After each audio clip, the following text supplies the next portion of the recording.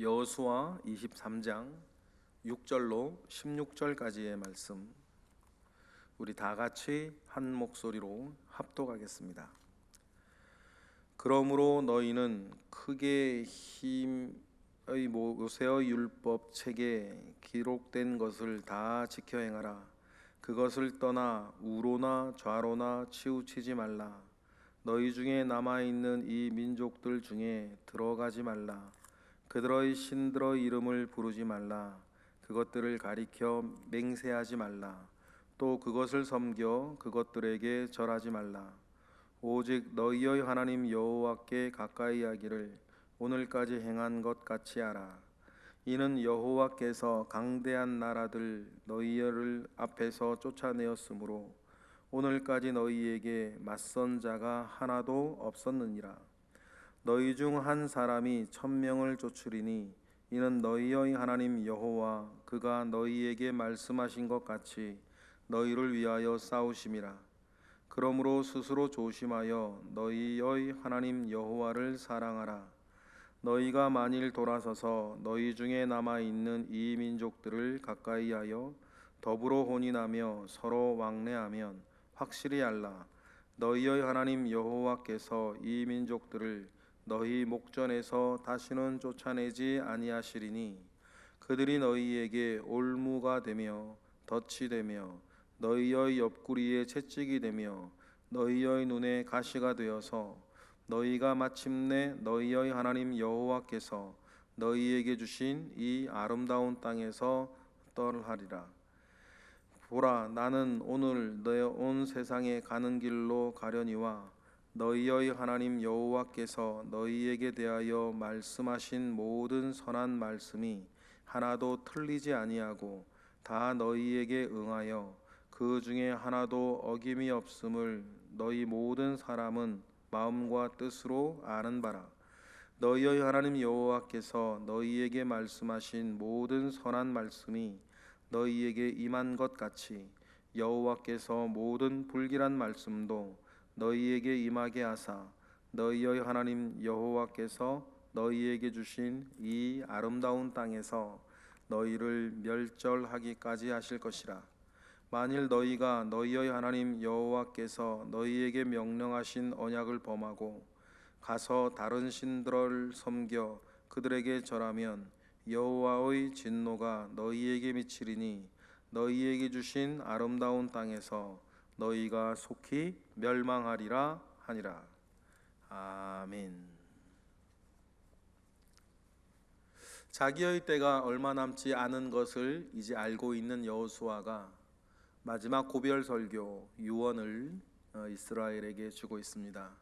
이때 여호수아의 나이는 정확하게 알 수는 없는데 여호수아가 갈렙과 비슷한 나이라고 상정했을 때에 지금의 나이는 110세 정도 되지 아니하였을까 추측합니다.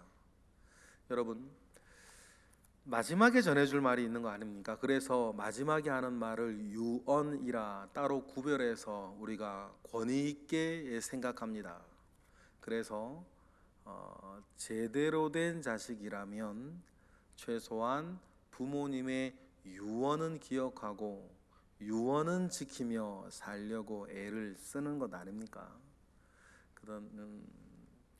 그런 어떤 맥락에서 오늘 여호수아가 하는 이 유언과 같은 말씀은 여호수아를 그동안 지켜왔던 이야기고 또 여호수아가 이제 죽어 이스라엘 백성들과 함께하지 못하였을 때 자기가 그렇게 지켜진 것처럼 이스라엘도 지켜지기를 원하는 마음에서 마지막으로 전하는 정말 귀한 말씀일 것입니다. 먼저 여호수아가 말하는 그 한마디는 6절에 요약되어져 있습니다. 6절에 뭐라 그럽니까? 우리 다시 한번 읽어보겠습니다. 그러므로 너희는 크게 힘써 모세의 율법 책에 기록된 것을 다 지켜 행하고 그것을 떠나 우로나 좌로나 치우치지 말라라고 합니다. 한자 한자 우리가 따져볼 필요가 있습니다. 그러므로 너희는 크게 힘쓰라. 여러분, 우리도 마찬가지 아니겠습니까? 크게 힘써야 되는 것입니다. 여러분, 적당히 해서는 안 돼요. 적당히 해서는 안 됩니다. 우리 믿음 가운데 있는 분들 마찬가지죠. 여러분, 적당히 해놓고 내가 할 만큼만 해놓고 여러분 내가 해야 할 일 다 했다고 생각해서는 안 되는 것 아닙니까? 크게 힘쓰라는 것입니다. 무엇을 크게 힘쓰는가? 모세의 율법책에 기록된 것, 모세의 율법에 기록된 것을 일부 조금 원하는 것만 아닙니다. 다 지켜 행하라. 힘써서 다 지켜 행하라는 거예요. 여러분, 간혹 이제 우리가 신앙생활을 하다 보면 선택적 순종을 할 때가 있습니다. 근데 사실은 선택적 순종을 습관적으로 해나가는 것은 사실은 하나님께 온전히 순종하는 것은 아니죠. 자기 생각에 맞고 자기 기분에 맞고 자기 형편에 맞고 자기 하고 싶은 것만 골라서 하는, 마치 여러분 뷔페 가가지고 자기 좋아하는 음식만 골라 먹듯이 하나님의 말씀 진열해 놓고 말입니다, 자기가 좋아하는 말씀만, 자기에게 맞는 것만, 자기에게 도움이 되는 것만. 여러분, 선택적 순종을 하는 것은 순종이 결코 아니에요. 순종은 하기 싫은 것을 하는 것에서부터 나아가는 것입니다. 순종은 나에게 부담스러운 것을 하는 것부터 순종인 거예요. 내가 하고 싶은 것 하는데 그게 순종입니까? 그건 좋은 의미에서든지 자기의 믿음을 즐기고 자기의 믿음을 누리는 것이고, 그죠? 순종이라는 말의 어떤 기본적인 의미는 부담되고 하기 싫고 어려운데 뭐 하는 거 하는 거예요. 그걸 순종이라 그러는 거죠. 그리고 왜 그렇게 합니까? 하나님을 사랑하기 때문에요. 우리는 사랑하는 이들을 위해서는 순종하며 삽니다. 남편에게 순종하시죠? 자녀들에게 순종하시잖아요. 부모님에게 순종하시죠. 그런데요, 모르는 사람에게 순종하지 않아요. 모르는 사람에게 순종할 필요도 없죠. 모르는 사람에게는 말 그대로 선택적 순종을 하는 거예요. 내 이해관계와 내 필요와 내가 해서 하고 싶으면 하는 거고 안 하면 안 하는 거지. 여러분, 그러니 크게 힘써서 다 지켜 행하라. 근데 그것을 떠나서 하나님의 말씀, 모세의 율법책을 떠나서 좌로나 우로나 치우치지 말라. 생각을 따라 좌로 가지 말고 형편을 따라 우로 가지 말고. 여러분, 그렇게 되어지지 못하는 나 자신을 함부로 여러분 변명하려 들지 말고 아파하는 거죠. 우리가 뭐 내가 다 한다 이렇게 말할 수 있는 사람이 누가 있겠습니까? 아파하는 거죠. 아쉬워하는 거예요. 그리고 힘써 노력하는 거죠. 여러분, 이러한 마음이 여호수아를 지금까지 지킨 거 아닙니까? 이러한 마음에서 여호수아는 자기 자신과 자기의 삶을 지켰고, 마지막 한마디, 이스라엘도 그렇게 되기를 원하는 거예요. 그러면 말씀을 크게 힘써 다 지키기 위해서는 네 가지 하지 말아야 될 것과 한 가지 할 것에 대해서 이야기를 해요. 여러분, 하나님께도 그렇고요, 사람 사이에서도 마찬가지예요. 모든 관계에서의 기본은 하지 말아야 할 일을 하지 않은 것부터예요. 성경이 늘 그럽니다. 여러분, 인간관계에서도 마찬가지예요. 하지 말아야 할 언행을 하지 않는 것이 먼저예요. 그렇죠? 그리고는 자기가 해야 되는 것을 하는 거예요. 여러분, 이 두 개가 섞여 있으면 여러분 오히려 더 기분 나빠요. 더 마음이 상하죠. 부부 사이에서도 마찬가지, 하지 말아야 할 것을 먼저 안 하는 것이 먼저예요. 그래서 여호수아도 말해요. 네 가지 하지 말 것. 하나님의 말씀 앞에 좌로나 우로나 치우치지 아니하고 하나님 아버지의 말씀 앞에 살기 위해서는 네 가지 하지 말아야 될 것을 이야기를 합니다. 우리 7절 읽어보겠습니다. 시작. 너희 중에 남아있는 이 민족 중에 들어가지 말라. 첫 번째, 그들의 신들의 이름을 부르지 말라. 두 번째, 그것을 가리켜 맹세하지 말라. 세 번째, 또 그것을 섬겨 그들에게 절하지 말라. 네 번째. 네 가지 하지 말 것에 대해서 이야기를 하죠. 여기에서 우리가 다 내용을 읽으면 아는 거고, 첫 번째, 남아있는 이 민족들 중에 들어가지 말라라고 말할 때 이 들어가지 말라라고 하는 말은 인척관계를 만들지 말라는 뜻이에요. 인척관계를 만들지 말아라. 이 원리는 지금도 이렇게 나와 있지. 우리 신약에도 계속 이어져요. 우리가 불신자들을 상대하지 않고 살려고 하면 바울이 그러죠. 이 지구를 떠나야 될 것 아니냐. 어떻게 불신자 상대하지 않고 살겠냐. 그러나 뭐는 할 수 있다. 영적으로나 육적으로 인척관계를 만들자고 살 수는 있다. 그들에게 우리 할 도리를 다하고, 그리고 우리가 이렇게 할 수 있는 것을 해주고 사랑을 베풀고 할 수는 있다. 그러나 무엇인가 그 안에서도 우리가 그어야 할 선은 있는 것이다 라고 하는 것을 우리는 기억을 합니다. 그게 이제 기본이라는 거죠. 그리고 8절에 보니까 할 것이 있습니다. 뭘 해야 됩니까? 8절 시작. 오직 너희의 하나님과 하나님 여호와께 가까이 하기를 오늘까지 행한 것 같이 하라. 하나님을 늘 가까이 하라. 여러분, 하나님을 가까이 하라. 세 가지 면에서 그렇게 하셔야 돼요. 심정적으로 가까이 하셔야 됩니다. 또 시간 가운데 가까이 하셔야 돼요. 자주 찾으셔야 된다는 거죠. 그리고 물리적으로 가까이 하셔야 돼요.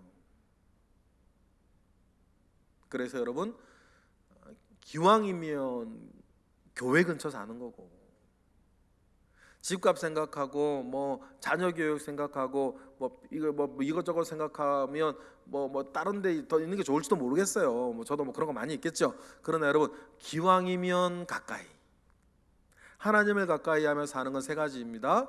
심정적으로 가까이, 시간적으로 자주. 그러려면요, 물리적으로 가까이 살아야지. 무엇을 내가 더 중요하게 생각하냐? 자녀 교육을 가장 중요하게 생각하는 사람은 이런저런 거 말해도 자녀 교육이 최고인 사람은 맹모 삼천지교로 사는 거고, 하나님을 가까이 하는 것을 제일 중요하게 생각하는 사람은 이러나 저러나 교회 옆에 붙어 사는 거예요. 그쪽에 사는 것이죠. 이렇게 오늘까지 너희들이 그렇게 한 것처럼 하나님을 가까이 살았으니, 여러분, 그런 사람에게 주셨던 하나님의 은혜들이 있는 거 아닙니까? 지금 그 은혜들을 이스라엘 백성들을 누리고 있는데, 그 은혜의 증거들이 뭐예요? 이스라엘들이 지금 밟고 서 있는 땅들이에요. 그 땅을 보면 우리가 여호수아를 통해 늘 확인을 하지만, 이스라엘이 잘나서 얻은 땅도 아니고, 이스라엘이 위대해서 얻은 땅도 아니고, 이스라엘이 뛰어나서 얻은 땅도 아니다. 여리고성을 여러분, 그들이 요단강을 말입니다. 그들이 작전 세워서 여러분 정복한 겁니까? 한 가지 아닙니까? 여호와께서 함께 하셨기 때문이에요. 오늘 본문에 나오는 것처럼 하나님께서 이스라엘을 위해 싸워주신 것 때문 아닙니까? 그런 여호수아가 생각하죠. 하나님께서 너희를 위해 싸워주셨으니 한 사람이 1000명을 쫓고,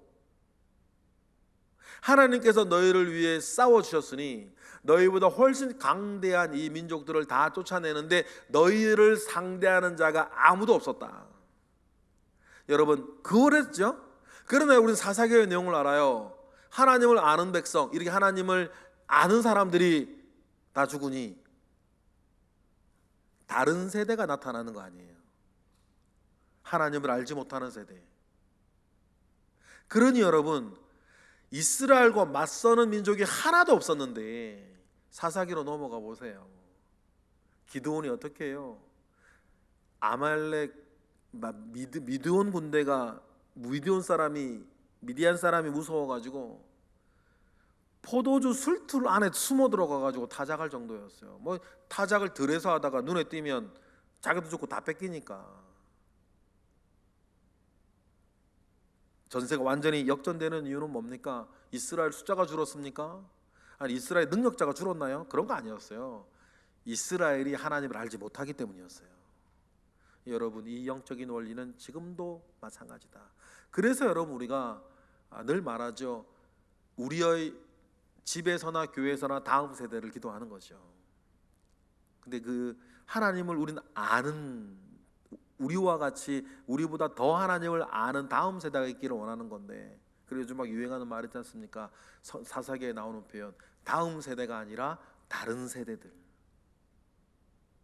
다른 세대들이 되는 거. 다음 세대가 아니라 다른 세대들이 되는 거 아닙니까? 하나님을 알지 못하는 다른 세대. 그러니 우리 그걸 위해서 우리 늘 기도해야 된다. 그래서 말입니다. 여기에서 여호수아가 강조하는 것은 우리가 첫 번째 이 민족들 중에 들어가지 말라 한 것처럼 인척 관계를 만들지 말아라. 그래서 12절, 13절에서부터 이방인들과의 혼인을 엄격하게 금지하는 거였어요. 금지하는 것이었죠. 왜냐하면 그들이 이방인들과의 결혼을 단순한 결혼으로만 생각하는 게 아니라 이거예요. 이방인과의 결혼은 자기들의 안전을 담보하는 방법 중에 하나였어요. 일종의 외교였던 거지요. 그죠? 힘센 그 지방의 토착 세력과 친인척 관계가 되면 안전할 거 아니에요. 나라도 외교를 하지만 집안도 외교를 할 수 있는 거니까 당시엔 특히 그랬죠.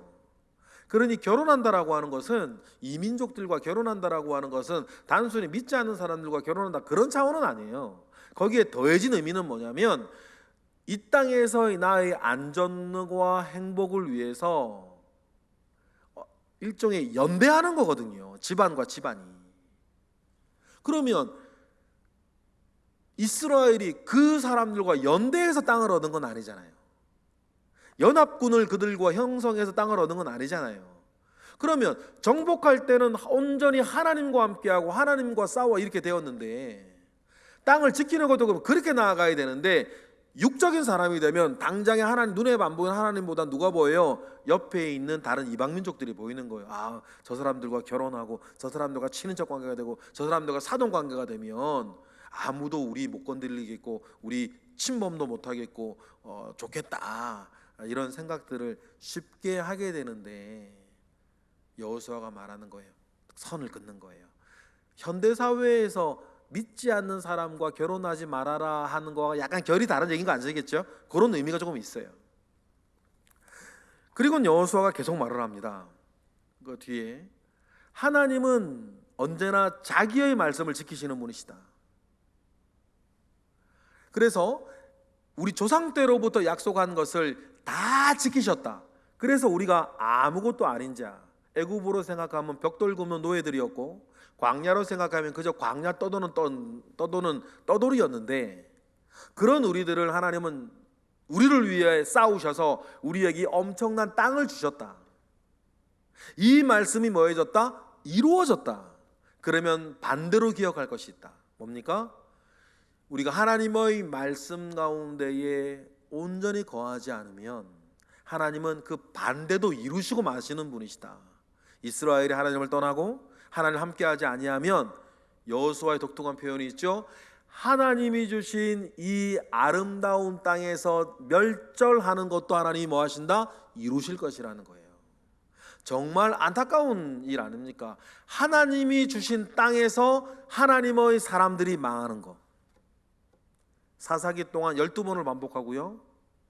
우리는 나중에 북이스라엘이 망할 때, 남유다가 망할 때 이스라엘이 어느 지경에 있는지 우리 알아요.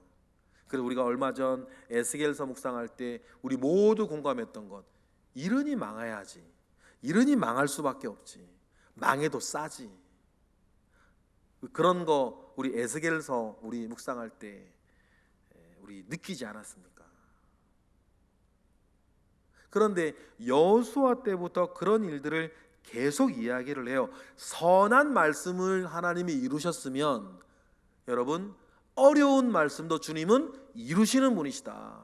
그래서 우리가 하나님 아버지 앞에 바로 서면 주시는 것이고 바로 서지 않으면 안 주시는 것인데, 결론 16절 읽어볼까요? 다 같이 시작. 만일 너희가 너희의 하나님 여호와께서 너희에게 명령하신 언약을 범하고 가서 다른 신들을 섬겨 그들에게 절하면 여호와의 진노가 너희에게 미치리니 너희에게 주신 아름다운 땅에서 너희가 속히 멸망하리라.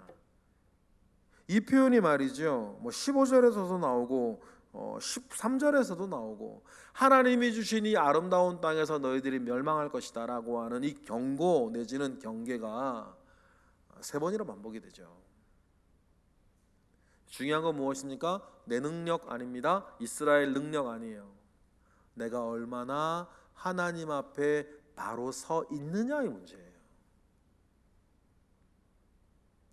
이러한 명백한 증거가 우리 가운데 있으니 우리도 그 말씀 붙잡고 우리의 삶을 잘 세워나가시는 우리 모두가 되기를 주님의 이름으로 축복합니다.